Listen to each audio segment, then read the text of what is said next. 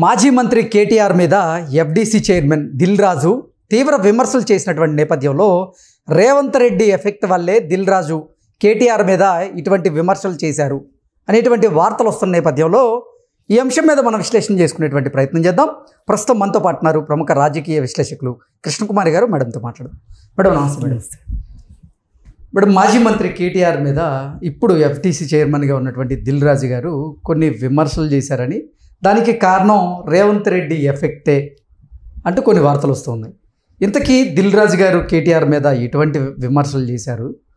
ఆ విమర్శల వెనక నిజంగా రేవంత్ రెడ్డి గారి ఎఫెక్ట్ ఉందా లేదా అంటే ఏం చెప్తారు? ఈ మొత్తం ఘటన సంధ్యా థియేటర్ ఘటన, పుష్ప 2 రిలీజ్ రోజు ఆ సంఘటనే మామూలుగా అయితే, మామూలు పద్ధతుల్లో అయితే అది అంత ప్రాధాన్యత ఉన్న విషయం కాదు. చాలా అప్రధానమైంది. ఎందుకంటే ఇప్పుడు చిరంజీవి సినిమా దగ్గర సినిమా రిలీజ్ రోజు టికెట్లు కౌంటర్ దగ్గర 4 చనిపోయారు. ఇంద్ర ఊపిరాడక. అలాగే ఏదో ఒక సినిమాకి వాళ్ళ అబ్బాయి రామ్ చరణ్ సినిమా హాల్ దగ్గర కటౌట్లు కట్టే దగ్గర కరెంట్ షాక్ కొట్టి ఒకళ్ళు చనిపోయారు. విజయవాడలోను వైజాగ్లోను 2 చోట్ల జరిగాయి.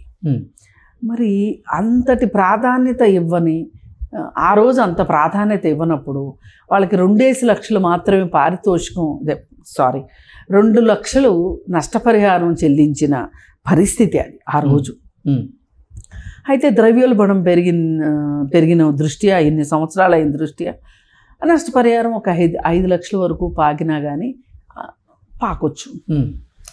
మరి ఎప్పుడూ లేనిది ఇంత కత్తులు నూరుకుని మరీ కత్తులు దూసుకునేంత పరిస్థితి ఎందుకు వచ్చింది వాళ్ళ అనేది మనం ఆలోచించాలి.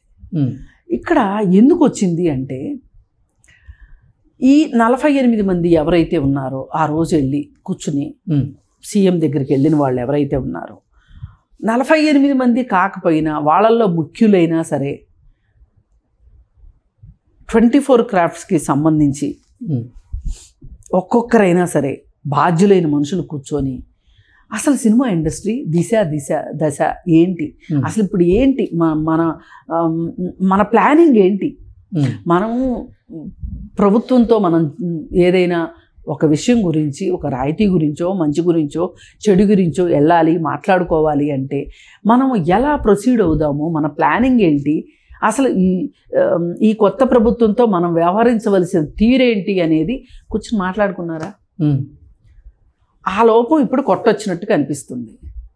అలాగే ఎవరికి వాళ్ళు, ఎవరి అద్దాల మేడలు వాళ్ళు కట్టుకొని మాకు అవసరమైనప్పుడు మేము చూసుకుంటాంలే అనే పద్ధతిలో ఉండబట్టే కదా, మీరంతా ఒకటిగా ఉండలేకపోవటం వల్లే కదా ఇవాళ సినిమా ఇండస్ట్రీ గురించి ఏ ముఖ్యమంత్రి ఇంత సాహసం చేయలేదు. రేవంత్ రెడ్డి గారు మాట్లాడినంత సాహసం ఏ ముఖ్యమంత్రి ఇంతవరకు చేయలేదు. ఆఖరికి సినిమా ఇండస్ట్రీ వాళ్ళు డ్రగ్స్ తీసుకుంటారు, డ్రగ్స్ అమ్ముతారు, కాస్టింగ్ కౌచ్ ఉంది, ఇట్లాంటి చాలా విషయాలు, దారుణమైన విషయాలు వచ్చిన రోజున కూడా ప్రభుత్వాలు సినిమా ఇండస్ట్రీ మీద ఇంత ఒంటికాల మీదకి వెళ్ళలేకపోయినాయి. ఇప్పుడు వాటితో పోలిస్తే ఇది అసలు పెద్ద విషయమే కాదు సంధ్యా థియేటర్ ఘటన.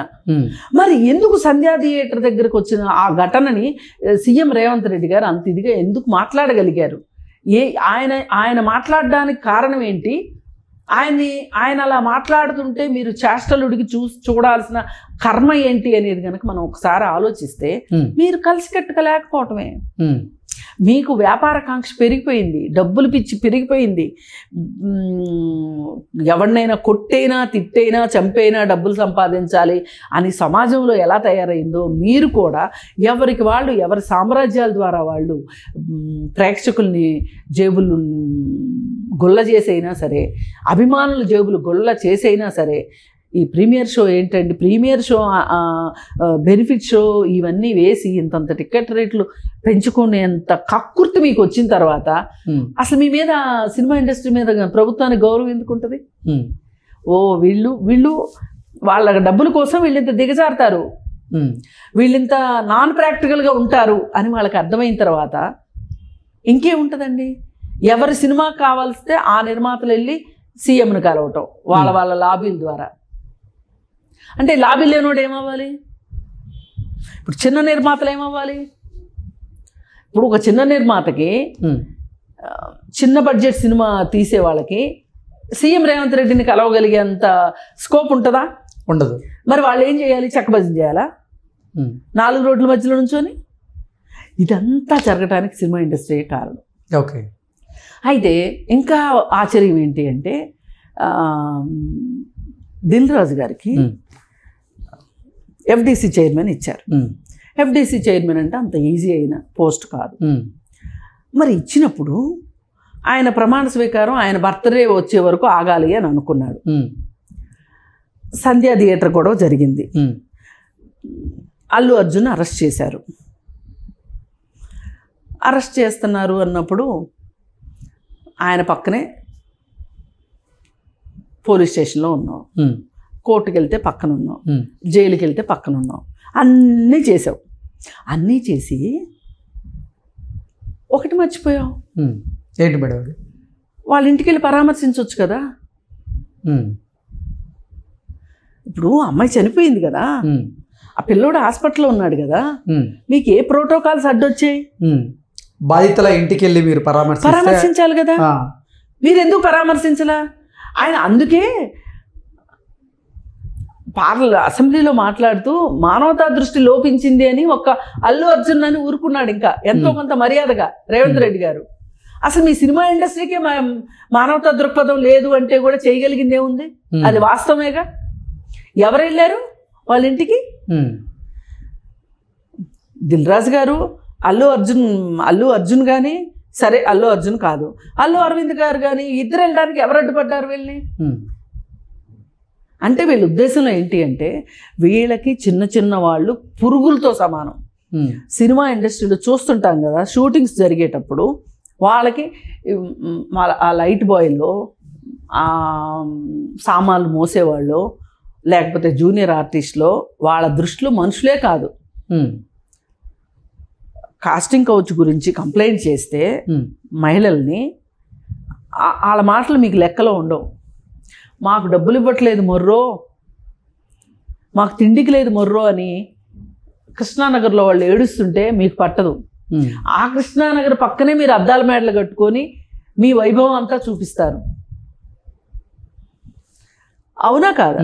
వీళ్ళకి ఇక్కడ కడుపు మంట, వాళ్ళకి కడుపు ఉబ్బరం, వాళ్ళకి తిండి తినదు అరక్క. ఓకే. కొండ మీద వాళ్ళు, కొండ కింద వీళ్ళు. ఈ పరిస్థితులు ఉన్నప్పుడు మిమ్మల్ని నేల మీదకి తీసుకొచ్చాడని చెప్తా ఇప్పుడు రేవంత్ రెడ్డి గారు. అసలు రేవంత్ రెడ్డి ఎఫెక్ట్ వల్లే ఇప్పుడు ఎఫ్డిసి చైర్మన్గా ఉన్న దిల్ రాజు గారు కేటీఆర్ మీద విమర్శలు చేశారనేటువంటి అక్కడికే వస్తున్నా. ఆయన అసలు అమెరికా వెళ్ళడం ఏంటండి ఈ టైంలో? ఎందుకు వెళ్ళాడు ఆయన? ఆయన గేమ్ చేంజర్ సినిమా పబ్లిసిటీ కోసం అమెరికా వెళ్ళాడు. ఇక్కడ నువ్వేం చేసావు? అల్లు అర్జున్ పక్కన ఉన్నావు, అల్లు అరవింద్కి నీ సహాయ సహకారాన్ని అందించావు. ఇవన్నీ అయిపోయినాయి. దానివల్ల మంచి జరిగిందో చెడు జరిగిందో మీకే తెలియాలి. అసలు ఆ రోజు ప్రెస్ మీట్ పెట్టొద్దు అని చెప్పి మీరు చెప్పు ఉండాల్సింది. మరి మీరేం చెప్పారో ఎవరికి తెలియదు. సరే, అసలు మీరు ఇలా వెళ్ళిపోవడం ఏంటి? అమెరికా వెళ్ళడం ఏంటి? మీకు ఒక బాధ్యత గల పోస్ట్ ఇచ్చారు కదా. ఇంకా ఇప్పుడు ఆయన్ని కాస్త ఆయనకి తలంటు పోసింది ఎక్కడ అంటే మనం ఇంత బాధ్యత లేని మనిషికి మనం ఎఫ్డిసి చైర్మన్ ఇచ్చాం కాబోసు అని రేవంత్ రెడ్డికి గారికి మండి ఆ కమాండ్ కంట్రోల్ రూమ్లో మీటింగ్లో అసలు కేటీఆర్ సినిమా ఇండస్ట్రీ గురించి ఇన్ని మాటలు మాట్లాడుతుంటే ప్రభుత్వానికి వ్యతిరేకంగా సినిమా ఇండస్ట్రీని అడ్డం పెట్టుకుని మీరు ఏం చేస్తున్నారు అని సూటి ప్రశ్న వేశారు. ఓకే. ఇప్పుడు ఆ రోజు అల్లు అర్జును ఫంక్షన్లో అతను అప్పటికే ఉన్న ఒత్తిడి మేరకు 3 సంవత్సరాల ప్రాజెక్టు ఒత్తిడి మేరకు రకరకాల కారణాలతో ఆ రోజు అతను అభిమాని చనిపోయినందుకు కానీ, ఇంకో బొడ్డ అభిమాని హాస్పిటల్లో ఉన్నందుకు కానీ కేసు అవుతుందేమని ఒక భయం అప్పటికే ఉంటుంది, వాళ్ళకి తెలుసు. వీటన్నిటి దృష్ట్యా ఆయనకి గొంతు ఎండిపోవటం వల్ల కావచ్చు, లేకపోతే ఏ రీజన్ అన్నా కానివ్వండి, ఆ రీజన్ తోటి ఆయనకి మాటలు తడబడ్డాడు, పేరు గుర్తుకు రాలేదు, సార్ చెప్పలేదు, పైగా ఆ తర్వాత అతను సారీ కూడా చెప్పలేదు, పొరపాటు అయిందండి మర్చిపోయాను అనే ఒక మాట అనలేదు. ఈ సంఘటనను అడ్డం పెట్టుకొని కేటీఆర్ అంత అవహేళనగా మాట్లాడితే కేటీఆర్ వ్యాఖ్యల్ని ఖండించాల్సిన అవసరం ఉందా లేదా సినిమా ఇండస్ట్రీకి? ఇవన్నీ ఇప్పుడు ఎవరు చేయాలి? ఈ సమన్వయం అంతా చేయాల్సింది దిల్ రాజు ఎఫ్డిసి చైర్మన్గా. ఏం చేశాడు మరి ఎఫ్డిసి చైర్మన్? ఆయన స్వార్థం కోసం ఆయన అమెరికా వెళ్ళి వచ్చాడు. వచ్చిన తర్వాత ఊరి దగ్గరికి వచ్చాక పెళ్ళాం గుర్తు వచ్చినట్లు ఇక వచ్చిన దగ్గర నుంచి నానా హడావుడి చేస్తా నానా కబుర్లు చెప్తున్నాడు. సీఎం గారు చెప్పారు వాళ్ళ ఇంటికి వెళ్ళి చూసిరమ్మని. అంటే సీఎం చెప్తే తప్పితే గుర్తు చేస్తే తప్పితే గడ్డి పెడితే తప్పితే నీకు గుర్తు రాలేదా దిల్ రాజుకి? అంటే ఇంత కళ్ళు నెత్తికెక్కినాయా? అసలు ఆ రోజే మీరు విమర్శించాల్సింది. ఎందుకండి మీరు ఏమన్నా చేసుకోండి, మా సినిమా ఇండస్ట్రీని ఎందుకు అడ్డం పెట్టుకుంటారని ఆ రోజు ప్రశ్నించాల్సింది. ప్రశ్నించలేదు కాబట్టి మీ వైపు నుంచి వరుసగా తప్పులు జరుగుతున్నాయి. సినిమా ఇండస్ట్రీ నుంచి ఎవరో ఒకళ్ళు నడుము కట్టుకుని ఈ ప్రభుత్వం వచ్చి సంవత్సరం అయిన తర్వాత ఈ ముఖ్యమంత్రి దగ్గరికి వెళ్తానే ఉన్నారు ఎవరికి అవసరమైనప్పుడు వాళ్ళు. అట్లా కాకోకుండా మీరు అందరూ కలిసి ఎఫ్డిసి కాదు తెలంగాణ ఫిలిం ఛాంబర్ తరఫున ఆయన దగ్గరికి వెళ్ళి ఒక బోకే ఇచ్చి ఒక షాలు కప్పి మీ సహకారం మాకు కావాలండి అని చెప్పి మాట్లాడాల్సింది పోయి ఎవరికి వాళ్ళ ధీమా ఏంటి? నా పని నేను అనిపించుకోగలను. ఇలా చేసినందుకు గాను వీళ్ళందరికీ పెద్ద మొట్టిగా వేసి రేవంత్ రెడ్డి గారు బాగా ఆకాశంలో విహరిస్తుంటే నేలకు తీసుకొచ్చి నేలకు వేసుకుంటున్నట్టు చేశాడు. కాకపోతే ఈ మొత్తానికి అల్లు అర్జున్ ఎక్కువ బలయ్యాడనేదే నా బాధ. ఓకే, ఇప్పుడు వీళ్ళందరినీ తిట్టే సందర్భంలో అల్లు అరవింద్ని తిట్టినా తప్పులేదు, ఎందుకంటే ఆయన కూడా సీనియర్ ప్రొడ్యూసరు, ఆయనకైనా తెలియాలి కదా, దిల్ రాజుకి తెలియాలి కదా. ఇంకా మహామహులు ఉన్నారు కదా బోల్డ్ మంది సినిమా ఇండస్ట్రీలో. చెన్నారెడ్డి గారి టైం నుంచి సినిమా ఇండస్ట్రీని చూస్తున్న రాఘవేంద్రరావు గారు లాంటి వాళ్ళు ఉన్నారు కదా. మరి అసలు వాళ్ళందరితోటి మీరు ఏం మాట్లాడుతున్నారు అంటే ఇప్పుడు వాళ్ళందరూ రిటైర్ అయిపోయారు, వెటరన్ పీపుల్, వాళ్ళతోటి మనకు పని ఏంటి అనుకుంటున్నారు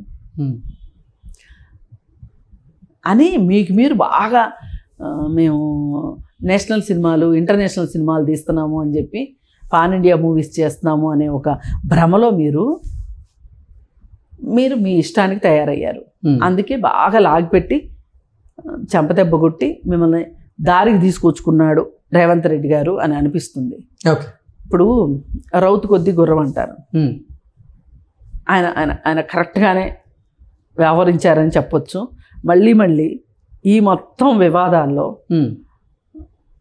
ఎక్కువగా టార్గెట్ అయింది, బలిపశువు అయ్యింది మట్టుకు అల్లు అర్జునే. Okay madam, thank you so much.